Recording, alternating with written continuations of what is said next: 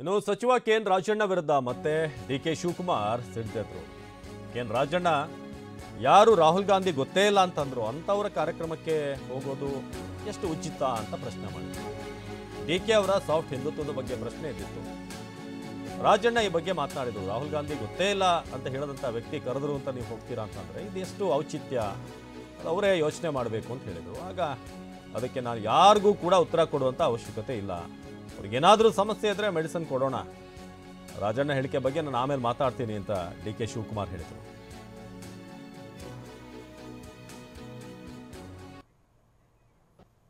ರಾಹುಲ್ ಗಾಂಧಿ ಅವರು ಯಾರು ನನಗೆ ಗೊತ್ತಿಲ್ಲ ಅಂತ ಹೇಳಿದವನು ಸದ್ಗುರು ಏನು ಹೇಳ್ತಾರೆ, ರಾಹುಲ್ ಗಾಂಧಿ ಯಾರೋ ನನಗೆ ಗೊತ್ತೇ ಇಲ್ಲ ಅಂತ ಹೇಳ್ತಾರೆ. ಹೌದಲ್ವಾ? ಲೋಕಸಭಾ ಸದಸ್ಯರು ಇಲ್ಲೇ ಇದ್ದಾರೆ. ನಮ್ಮ ನಾಯಕರಾಗಿರ್ತಕ್ಕಂಥ ರಾಹುಲ್ ಗಾಂಧಿ ಅವ್ರನ್ನ ಲೋಕಸಭೆಯಲ್ಲಿ ಯಾರ್ಯಾರು ಏನೇನು ಮಾತಾಡ್ತಾರೆ ಅಂತಕ್ಕಂಥದ್ದನ್ನು ನನಗಿಂತ ಜಾಸ್ತಿ ವಿವರವಾಗಿ ಅವ್ರಿಗೆ ಗೊತ್ತಿದೆ. ಅಂಥವ್ರ ಜೊತೆಯಲ್ಲಿ ಇವರೆಲ್ಲ ವೇದಿಕೆ ಅಲಂಕರಿಸ್ತಾರೆ ಅಂತ ಅನ್ನೋದು ಎಷ್ಟು ಮಟ್ಟಿಗೆ ಔಚಿತ್ಯ ಅನ್ನೋದನ್ನು ಅವರೇ ಉತ್ತರ ಹೇಳಬೇಕಷ್ಟೇ. I don't want to answer any one of them. I will speak to them. If they have any problem, let us give them some medicine for him.